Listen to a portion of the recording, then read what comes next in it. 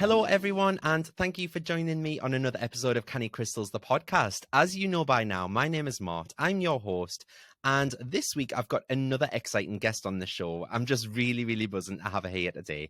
So I first came across her when I subscribed to Fern Cotton's Happy Place app, and shortly after discovering her, I started following her on Instagram. I was watching her weekly lives, and more recently, I've even bought her book, Tapping In, which is all about manifesting the life that you want by ridding your limiting beliefs through the transformative power of tapping. So please give a very warm welcome to the queen of tapping herself. Poppy Delbridge is on the show. Poppy, it's such an honor to have you here. How are you? Oh, I'm really happy to be here. Feeling very full of vibes with you. Yes, me too. So firstly, just congratulations on the book, I suppose. I mean, I got it back at the start of October, I think it was, and I read through it in a couple of days. And just a bit as a caveat, I've done a couple of episodes about how EFT can empower you to kind of manifest your happiest life. But I'm just so excited to talk to you today about it and get your take on it all, because I know your take is very unique, isn't it? Yeah, I like to think so. Yeah. It's a bit different. I was going to say, so shall we go right back to the beginning for anyone new listening? Would you mind telling us a bit about who you are, what you do, and what exactly is tapping? Yeah, of course. So I guess now what I've started to realize is I sort of lead this movement now, which is tapping in, which is the title of the book. Tapping in is really about literally that, tapping into your potential and possibilities that perhaps you didn't realize were there, and really bolstering up the self-belief to make that happen. Yeah. And I have found training in lots of things and studying lots of different techniques and modalities through the years, just literally since I was little, that tapping is one of the quickest and simplest ways to do that. So I started rapid tapping, which is a way to self tap and help yourself to create the life that you want in lots of different areas. So I do lots of different things under that sort of banner of tapping in now. The club's Yeah. coming next year. I work with private clients, brands, lots of people to help them to tap in. Yeah, I was going to say the world is your oyster, isn't it? So how did it all come about for you? How did you first discover it? Because I know reading the introduction in your book, you talk about your own personal story. Would you mind quickly sharing that, like a little abridged version? Because I do want people to actually go out and buy the book, by the way, because it is a Yes, please fantastic buy book. the book. I don't want you to give everything away. Yeah, sure. Well, with tapping for me, I really got into it again because I was brought up. You'll see in the book I was brought up in a particular way. It was quite open to things like this, but I really got into it in a big way when I was going through something myself in relationship, and my mum reminded me of this technique. And the abridged version is it made me really feel like me again in a moment where I didn't feel like that, and I was questioning a lot. And I thought, wow, this is fantastic. And ever since then, it was, for a long time, something I just did quietly myself. I worked in TV at that time, in the media, and it wasn't really a thing, tapping, but it did make me feel like, wow, this is like this little secret weapon I've got. And so I started really honing it, and now, yeah, written the book about it, and I use tapping to create my life in a using manifestation. Yeah. Yeah, I was going to say tapping has become a lot more popular, hasn't it, the last few years especially? And I mean, even more recently, a couple of weeks ago, I think you posted a video of Boy George in the jungle on I'm a Celebrity, and he was sat there tapping the points, wasn't he? Right. So do you think it's become more popular because of manifestation and spirituality, or do you think it's because people are actually seeing these real life benefits in it? Mm. Yeah, I mean, I when I started getting into it, it was around about sort of 12 years ago, and I've used it ever since then. It's not known to be a device for manifestation. I suppose I was looking at it actually a little while ago, a few years ago. No one really was doing that, so I thought I'll do it because I've been manifesting since I was 8, and that's the way I was brought up, using sort of science and spirituality. I think the reason it's become popular is because the world is in such a bit of a mess, and we're looking for ways to reduce our stress and to manage anxiety and overwhelm. Tapping is one of the best ways to do that. That's the very first way I would advise people to get into tapping. Just try it for in the moment, and then when you get it, then use the routines of my book, maybe use my style if you like manifesting, and then start to get strategic about using it to create things. Yeah. I was going to say, I think that's how I got into it initially. I used to be quite overwhelmed and anxious. And I remember sat there one night watching a YouTube video and I was tapping away. And my partner came into the bedroom and he went, "What are you doing?" And obviously, I think all my friends and things think it's a little bit woo woo, but EFT is evidence based, isn't it? Because it uses like modern, like cognitive therapy to kind of silence that noise in your head. And that helps to shift your energy and help you start living the most joyous version of your life that you can. So I think it's quite, it's obviously like a popular thing, but I think it's because people, like you say, want some kind of hope and to get rid of those anxious thoughts in their brain, don't they? And you're right in saying that it is evidence based. I started off in news, TV news, and I Mm, do like things that work as well as all the woo woo stuff.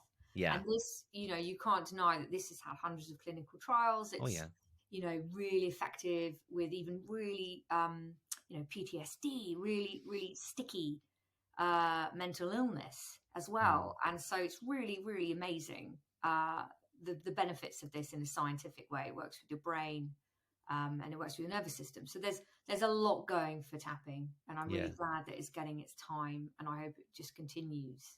Yeah. I worked in mental health myself for 15 years and I kind of wish that there was something like, well, I know it was around at the time, but I wish I'd have known about tapping when I was dealing with patients and clients because I think it would have really helped a lot of the people that I dealt with on a day-to-day basis. So Definitely. it's really sad that the NHS haven't really picked up on that and ran with it. I I know. think it would have really helped. It would have really helped because then you can use it like day to day mental health, emotional health, because if it's Definitely. working at something at a level of, you know, um, really clinical PTSD. They've used it with Mm, veterans and had amazing results. Where it really has become very, very much ingrained. yeah. Then of course you can use it for mental health, and you think, wow, Yeah. use it. Yeah. So can we talk about the book as well? Because tapping in, I know the book is kind of split into, well, it's kind of split into three parts, isn't it, really? But the first is to be clear, and the second is to then start and create. So how important is it to clear those paths in our minds that are made up of all those, those blocks and those limiting beliefs before we kind of make it happen and create our new realities? Such a good question. Because often I think when you're trying to manifest or starting to manifest, there's a lot about the creating, and there's a lot about just visualize it, think happy, let's go. Quite hard to do if your Mm, very core, your energetic core, and your belief system, you don't believe it to be possible. And so it's hugely important to clear before you create, and then use that as a symbiotic relationship. So you're consistently tapping into new levels, right? yeah. By Yeah. clearing as you go. New level, new devil, I used to Yeah. say. Yeah. And, that's just part of being human. And, tapping provides you a place to change and rearrange and reconstruct those old beliefs that you don't want. They're not helping you. And so if you don't deal with those, then you're going to have a lackluster, let's say, result in terms of your manifestation, which I look at quite strategically, actually, like a kind of process for life to Yeah. pivot into that, real inner power. Yeah. Yeah, I was going to say, I always say to people that you wouldn't build a house on rubble. And it's the same thing, isn't it? You've got to build it on steady foundations. But to get those steady foundations, you've got to flatten everything out. And it's basically a synonym for what's in your mind, isn't it? So it's everything just flattened out and smoothed out. And then you can start to build on that. Yeah. Mm, Louise yeah. Hay used to say, you can't clean the house unless you see the dust. Yes, And I yes, think I love so that. often we're trying not to see the dust. We will push that down. We just want to see the good and the positive, and we try, but we have to acknowledge and then start to accept the dust, Yeah. because only then can you actually remove it. 100%. I love that. I work with a life coach, basically, one of my life coaches, and she basically goes through all of the mindset work. And I think since going through that work with her, I've really seen a change in my own well-being and my own manifestation power. And this year has been absolutely incredible for me because I've been able to clear what's there. So it's not like I've just sat and thought, I'm going to get X, Y, and Z, and then I achieve it. I'm actually sustaining this for the future, if that makes sense. And I think that's a great point, isn't it? Like, to be sustainable, you've got to do all that shadow work beforehand. Absolutely. And keep an eye on it. And Ex- know there's yeah, nothing wrong with you for yeah, having that roller coaster of emotions. yeah, But as long as you maintain it and sustain it, absolutely. yeah. And there are a few valuable exercises in your book as well, isn't there? And one of my go-tos, I know this off by heart, it's the self-worth care routine, core routine, sorry, and it's on page 63. I know this off the top of my head.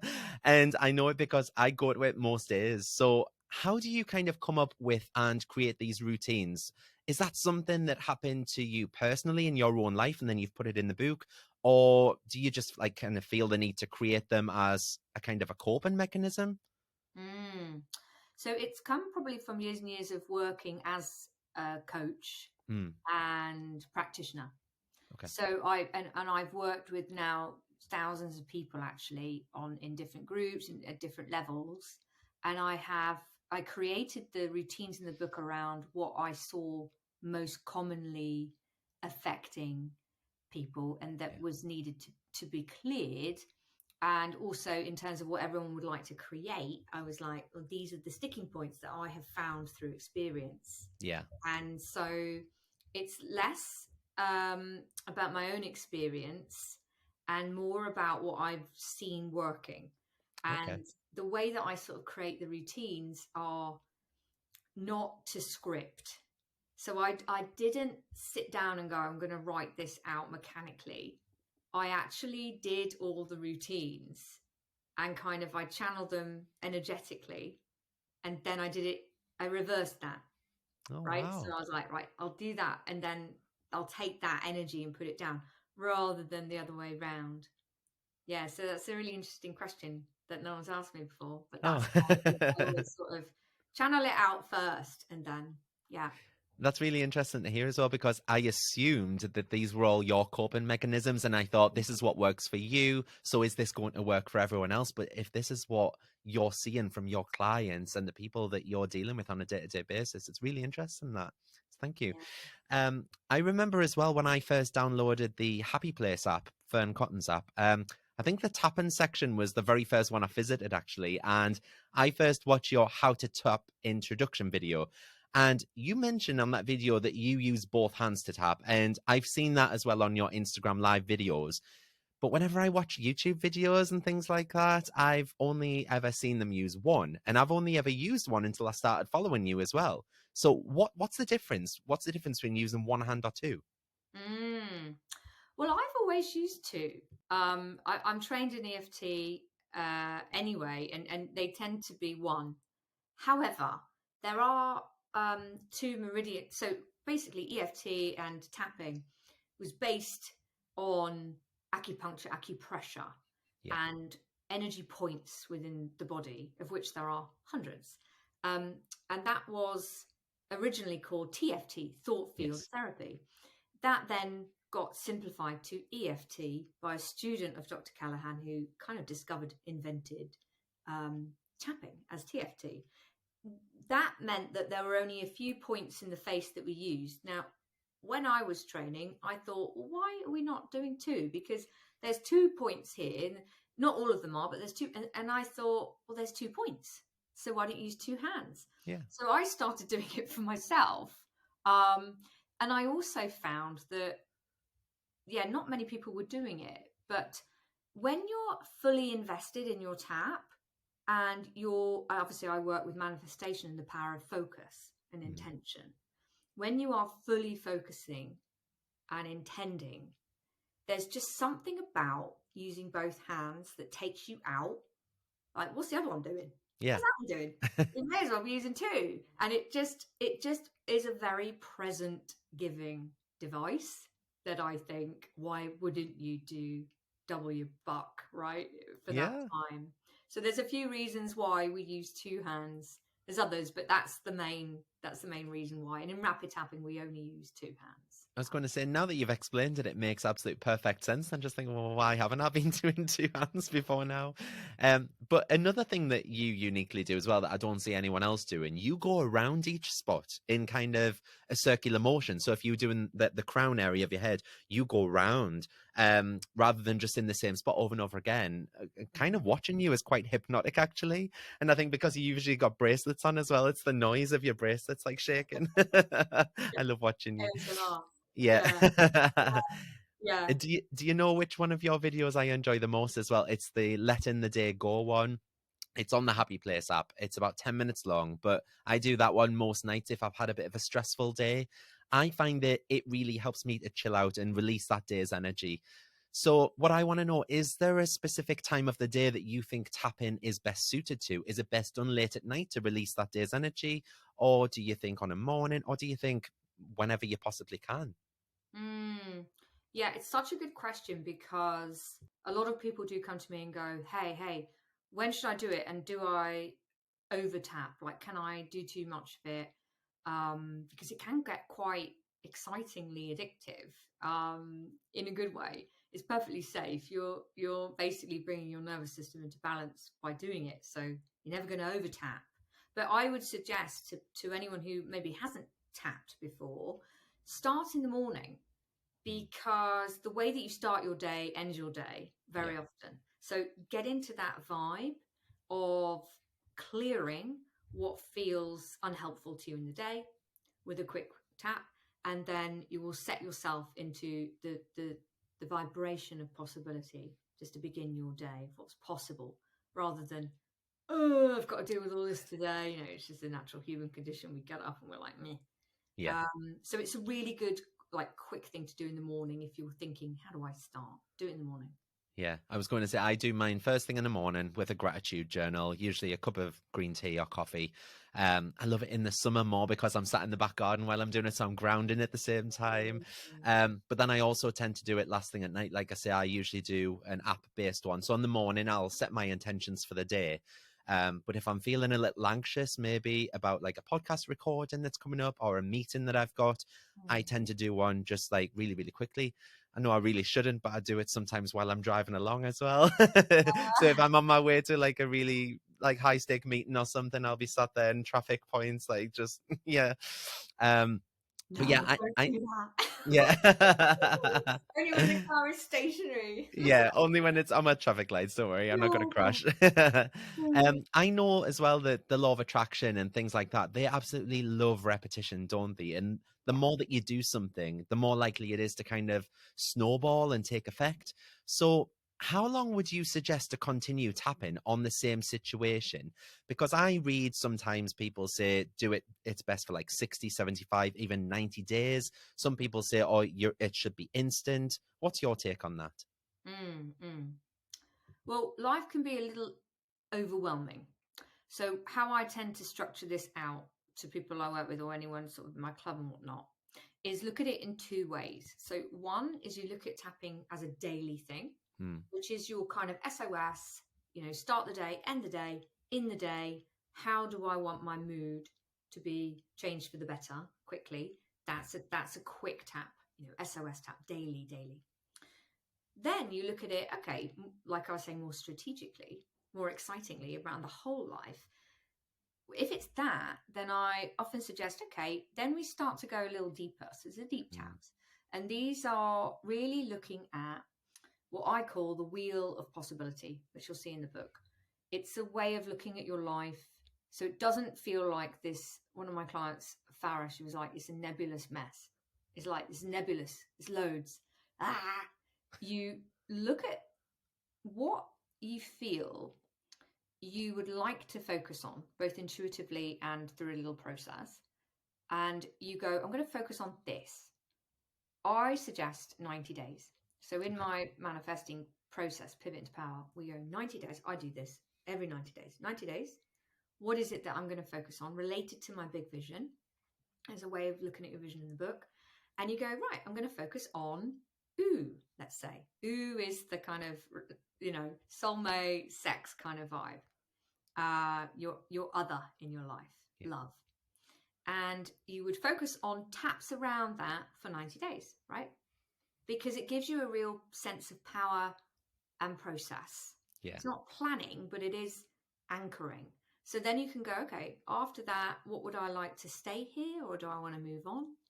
And you really start to just develop this kind of intuitive journey with tapping, which I love. So one of my biggest things is like tapping is brilliant to help you cope. Yeah. But that's not the only thing it can do. And my mission has always been take the next development of EFT, of tapping, and go, what else can it do?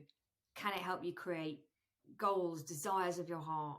Yes, it absolutely can. And that's what I've been doing for years and years. And that's the part that I think, I want to champion, that if you do start to repeat this, then it does change your whole energy in the situation. And you do start to feel like, actually, I have got really loads of confidence in that area, or self-belief. And yes, now I'm going to move on to another area and get that one nailed. And this is the process I do with my own life. Yeah. I love that. And I guess consistency is key, isn't it? And I know you spoke there briefly about your transformational online course as well. So Pivot into Power, it's a 12-week course, isn't it? So what does that involve? Well, this is very exciting news, because it's actually changing for next year. Oh, okay. News for you. So I haven't actually mentioned this yet, but basically it is a process I've been teaching. I used to teach it live in very small groups, as a coach. Yeah. And then so many people wanted to do it, and I really just so live by this, and they had such amazing results. I was like, how can I make this just a bit more accessible?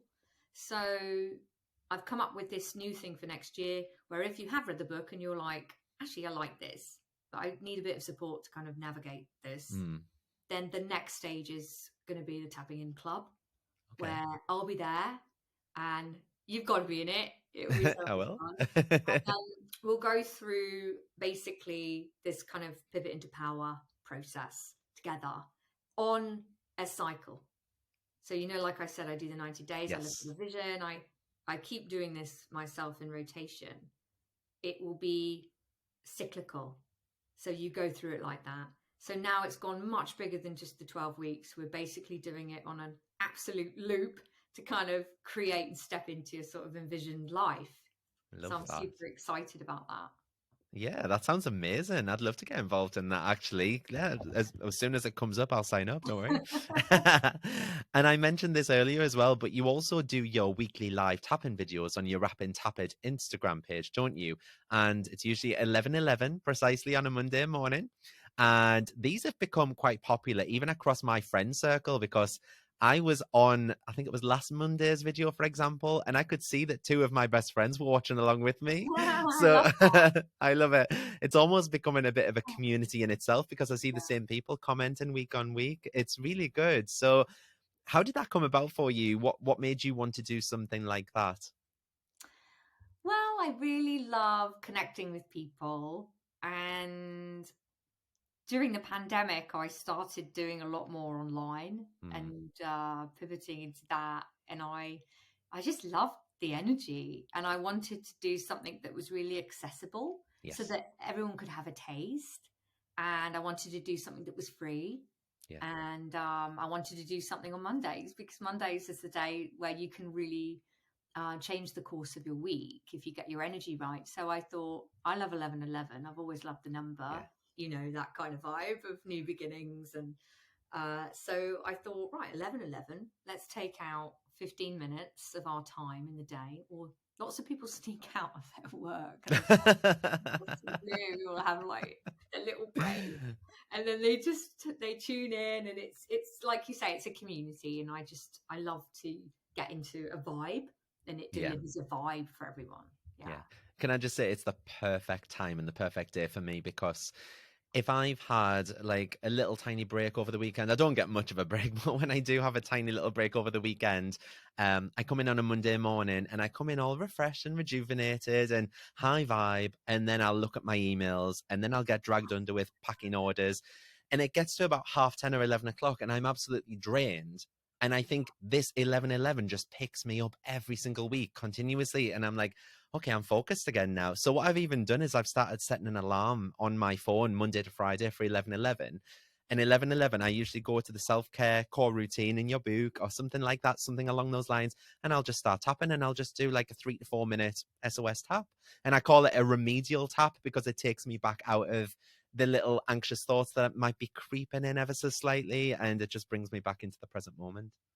Whoa, I love that. That's Amazing. dedication. That is dedication. No, and you'll see the results of doing that for sure. Yeah, Yeah, definitely. Like I yeah, say, it just picks me up ever so much because you know what it's like. It's like they used to call it Blue Monday, didn't they? Like because everyone's like that after a little weekend off, a little break, they come back into work and everyone's just a little deflated, but just a little pick me up, isn't it? So it's that's really right. good. That's right. Exactly. And I know you've also got your virtual vision event, haven't you, coming up? Is that the 3rd of January? Can you tell us a bit more about that? Exclusive, I think, It is. isn't it? Whoop, whoop, it is. Yeah. So, I'm all about vision, and most of us can be a little frightened by that, and Mm, understandably. And for so many years, I've done workshops on vision boarding and how to create vision system. And I really wanted to make that come alive in a mm, new way. So I thought on January 3rd, what I'll do is I'll invite anyone who's interested in creating a vision for 2023, and I'll lead them through that and the 7D process that I have. And then also, that will kick off this membership that I'm going to do next year, this club where we can fantastic. actually move towards that vision. So yeah, it is. I haven't mentioned that before, so there we go. Exclusive. Better get the link up. Yeah. I was really enjoying your rapid tapping podcast when I found it as well. And then I realized I think that the last episode was in June. I So know. have you any plans to bring that back? Because I really loved it. It was like everything I needed to know about tapping condensed into these little 15-minute episodes. So do you have any plans to bring that back?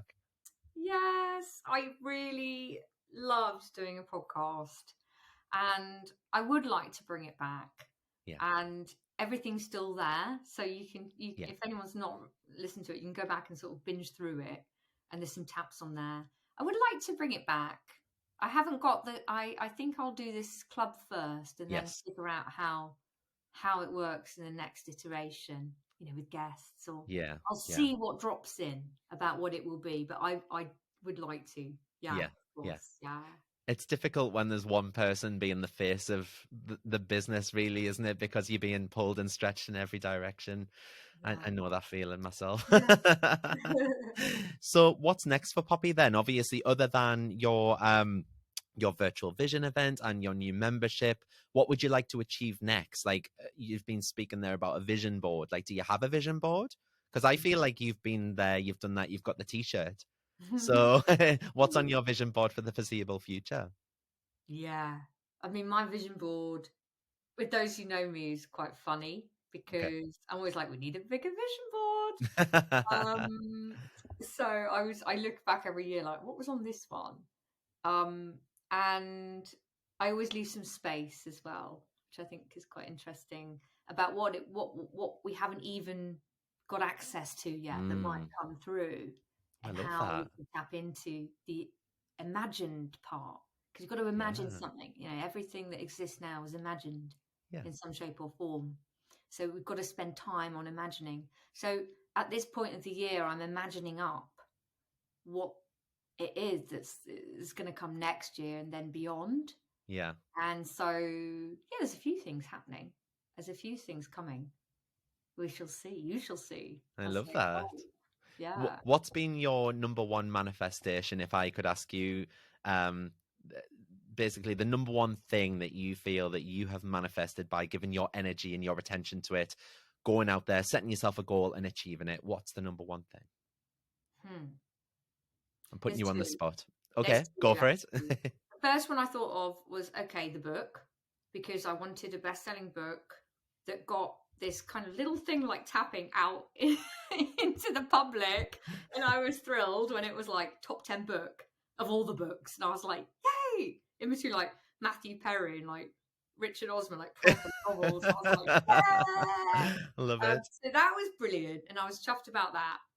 And that was something that, you know, I manifested because actually I hadn't written the book. So I got offered to write the book before I wrote the book. And then I manifested in a literary agent. Now, all of this is a process of not just wishing. This is Pivot into Power, the 7 Ds of how I did it. Some of it is action, of course. But that was really exciting to sort of see that book real this year. And that came, you know, within that year.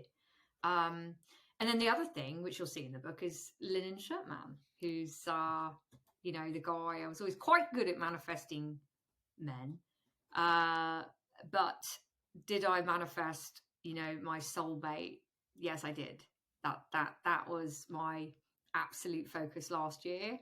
Yeah. And building up my self-worth to receive him, like that was a big one. You know, clearing out a lot of old stuff that was still hanging over from previous relationships. We carry so much. And so I was really proud of myself for going into the shadows last year.